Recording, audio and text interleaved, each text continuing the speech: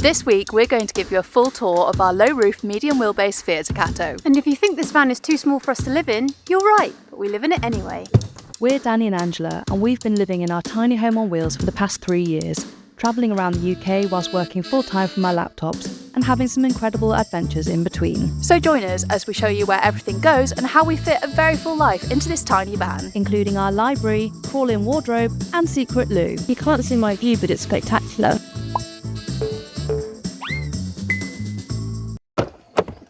We're going to kick this video off with our favourite part of the van. Get ready for this.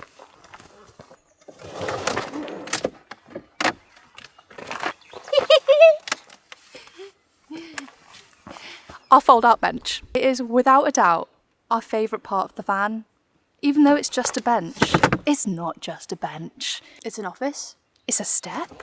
It's a workbench. When we've got odd DIY jobs to do around the van. It's pretty crazy how sturdy this bench is we made out here. When it's put away, it feels like it takes up no room. It's like it disappears. Basically, we have attached some battens to a heavy-duty runner, which can hold about 200 kilos. So we can fit quite a lot of people on there if we wanted to. The tour goes on. I'll show you the garage. It's pretty simple back here. We've got 2 main shelves and we've lined it with some rubber matting so that it's a little bit more durable and we can put dirty stuff and clean it easily. Back here we've got things like our wetsuit, our toolbox, really important stuff like our camping gear and spare gas, some bedding, bits and bobs like that. Like I said, really important things. But as you can see, it's quite a deep shelf, like we can fit quite big items. It's about 1 metre in depth. We can fit a lot of stuff back here. Including our entire electrical setup spanning the width of the bed above the wheel arch. There's our shore power hookup, 2 105 amp hour lithium-ion batteries, one on either side of the wheel arch, our solar charge controller for the 2 305 watt panels on the roof, a battery-to-battery charger for when we're driving, a 1200 watt inverter for all of our 3-pin plug sockets, and some other essentials. We've also got our yoga mats, very important. One other major thing back here is the water tank. I've just got to reach in and undo the cap, fill it up with our hose, and then put the bag back.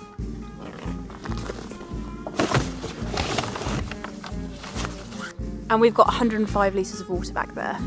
So this is not necessarily a winter situation, but we do have a shower back here.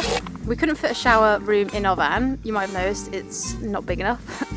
But we do have a shower off the back. For the most part, we use it for rinsing things off. For the shower, we also have a 6-litre electric water heater. And just like with the electrics, our water pump, accumulator and all of the pipes span the width of the bed above the wheel arch on the opposite side. When we have got the bench out and we're hanging, we have made our back doors into a kind of multifunctional space. So we have a little slot here for our hot cups of tea. And we also have on each side a kind of utility function. So on this side, we have our laundry stuff. So anything that we use for the laundrette is stored in this door here.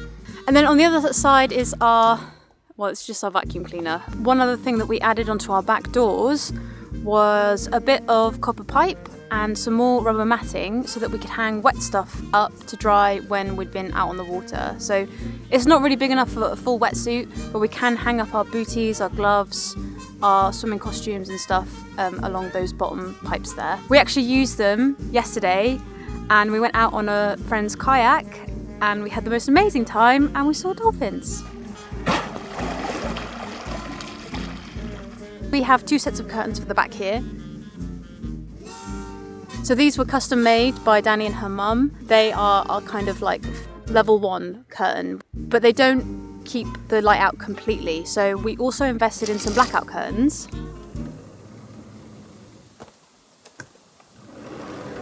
On the back doors, we've also got a solidify lock, which is a lock that bolts from the inside. So even if somebody were to try and break into the van through the locking mechanism on the actual handle, they wouldn't be able to get in.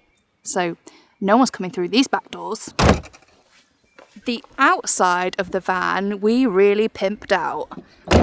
This van used to be white and we painted it with a paint called Raptor Paint. We love the texture of this, and the best thing about it is that it hides all the dirt. This van's actually pretty dirty. We never wash it. You don't wash your van if you live in it, right?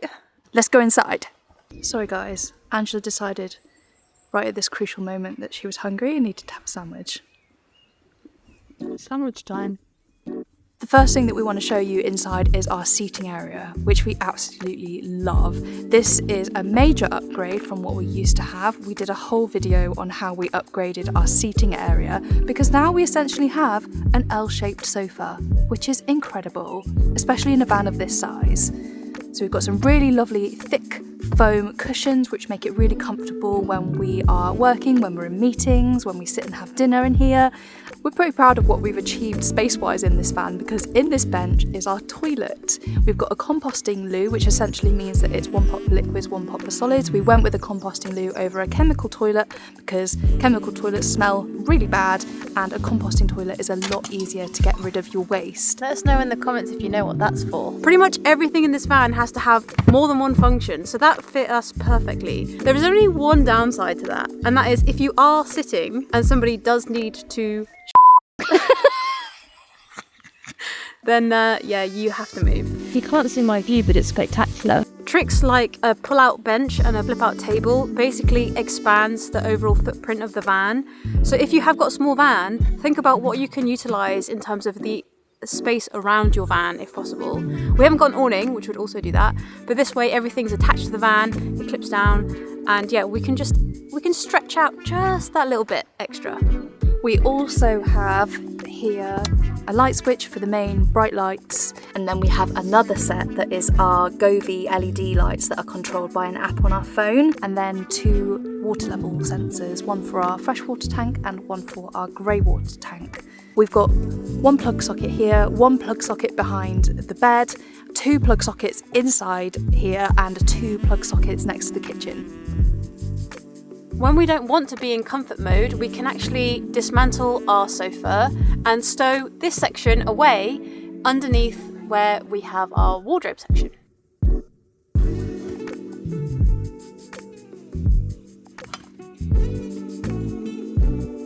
Next, the kitchen, which contains so much more than we thought possible. The first thing we're going to show you in this kitchen is the centerpiece, our grand design, the big shelf. So we've always wanted to have our dry goods on display. So we decided to bring that concept inside the van and utilise as much space as we possibly could around our window. And so we made this full-length shelf that runs all the way across that side of the van. We used elastic to keep everything from falling off. And we've also used it on the side of our shelf so that we can keep things secure, like our chopping boards. We had to play with some pretty funky angles, but it's worked out really well. It also provides a kind of like half partition so that we have a kind of faux separation between the kitchen and our bedroom.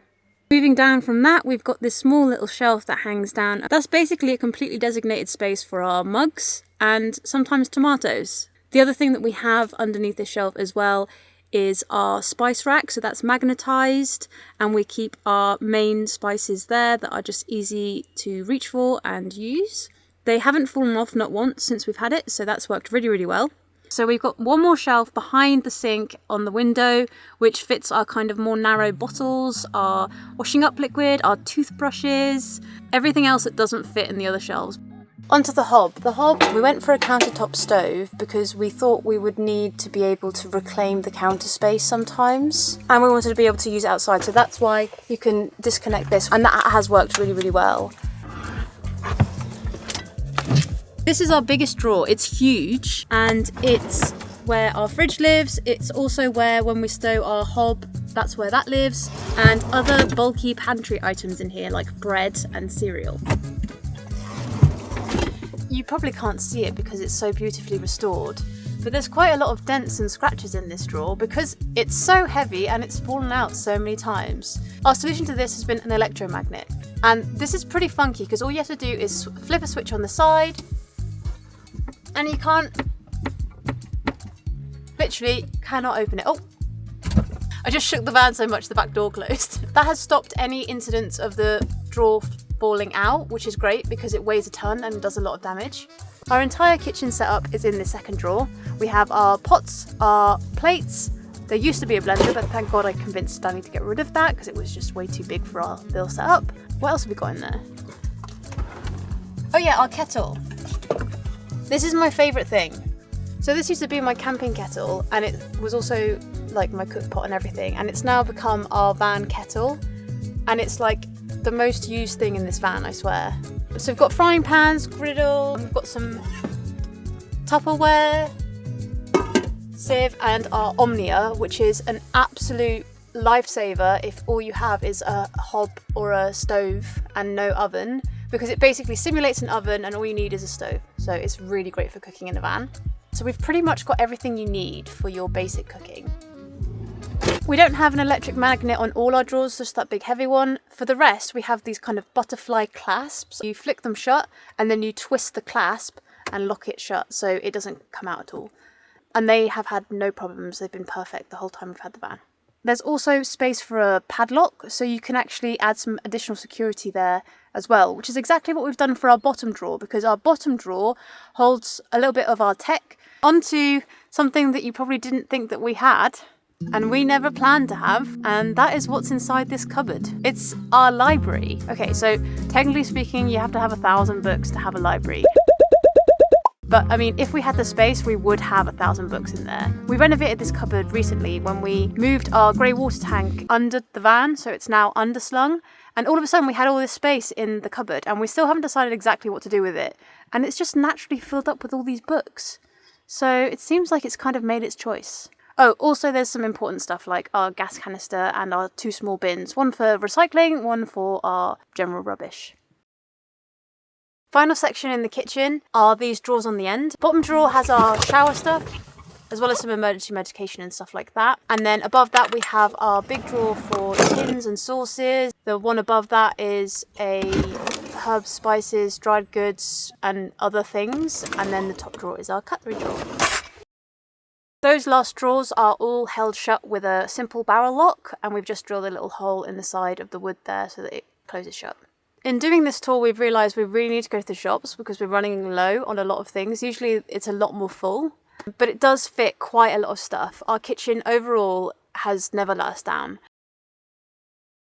Under the bed on this side is where we store our clothes. We've got 2 drawers for our clothes, 1 drawer for all of our tops, and we have 1 drawer for all of our bottoms. They're pretty big drawers, but we can fit 2 people, all seasons, in these drawers. And yes, we are cheating a little bit because we can share each other's clothes. Recently, we installed a little wardrobe. Also, we do still have too many jackets. Yes, it's confirmed. You can't avoid it even if you live in a van. We also added a little light that's actually a motion sensor light in our wardrobe, so when we reach in there and we need things, the light just switches on and it's just really handy. When you live in a small space, you have to get pretty crafty about the way that you store things, so I actually made some custom hangers because regular hangers meant that our clothes hung too low down, so they were just all dragging on the floor. So I made these custom hangers. Ow.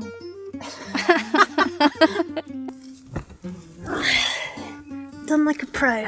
This is our bedroom, and it's not quite a full-size double mattress, but it does take up like 50% of the van. We optimised this van so that we could have a good amount of storage for all of our clothes and entire life's belongings, because that is essentially what we've managed to fit in this van. The entire life's belongings of 2 people. Plus, yeah, we wanted to maximise our comfort. So this is what we have. It's basically a priority for us that we had a bed that fit widthways, so that's why we went for the Fiat Ducato in the first place. We can just about sit up enough to enjoy a coffee in bed and look out at nature and the birds. We also have a skylight up here, and it's great for letting a breeze in and letting the morning light in. It's a little bit higher than you might want if you had any kind of problems with jumping or rolling. Thankfully, we're still in our jumping and rolling era, so that's how we get on the bed. So these 2 sections either side, they were also custom made by Danny and her mum, and they hold our knickers and socks. Below that are our speakers. They're built in and wired underneath through to a 3-point socket, and they are Bluetooth. So when we are watching a film or something on our laptop, we basically have given ourselves surround sound. This used to be a screen, we got rid of it, and now we have to think about what to do with that space. Let us know in the comments, what do you think we should do with that space? One idea that we have had is to actually put a couple of shelves here and make this our little library, because we have a serious addiction to books. Please don't tell us to get a Kindle because it's just not the same. It's just not the same as holding a book and smelling a book. No, I've tried Kindles and I don't do it. I don't know. My brain just doesn't register that I'm reading. It's not the same. Which is really annoying because for van lifers, we should just use a Kindle. That would make absolutely 100% a lot of sense. But what we do is we read the books and then we gift them and share them and recycle them, and we buy secondhand. Most of our books are from secondhand shops.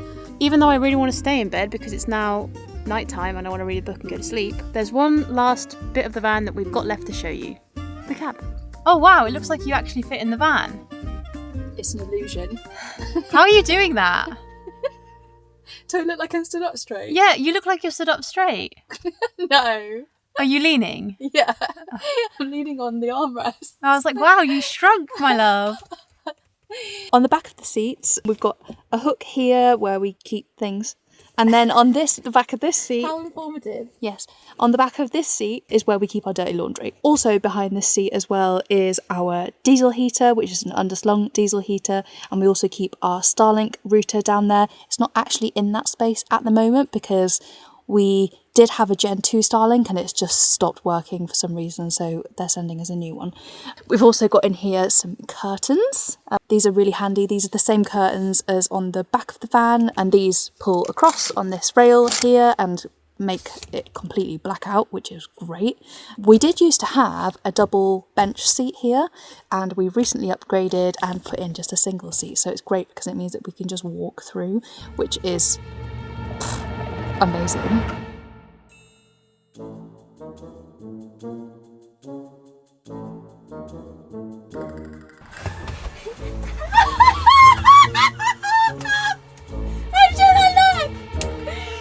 Angela! Oh my goodness. To be able to just walk through is amazing. Also in here, Angela.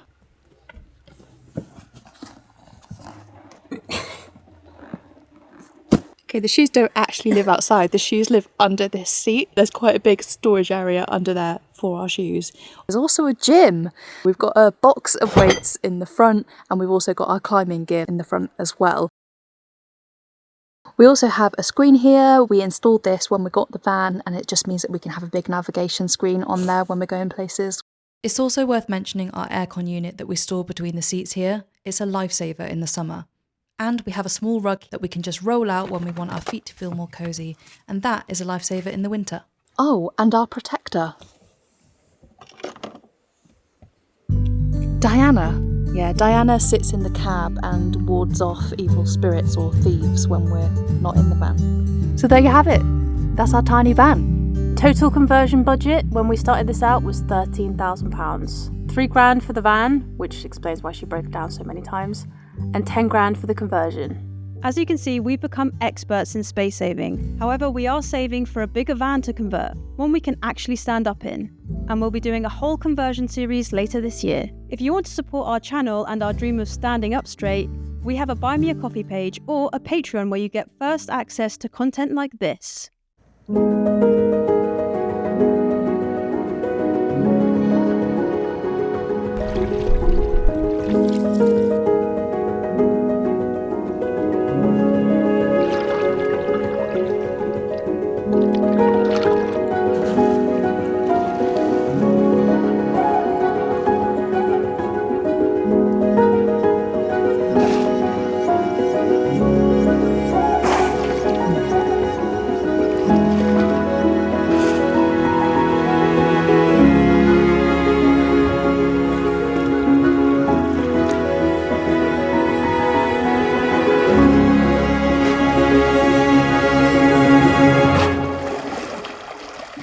For those of you who've been following along, we've got her back. She's working for now, touch wood.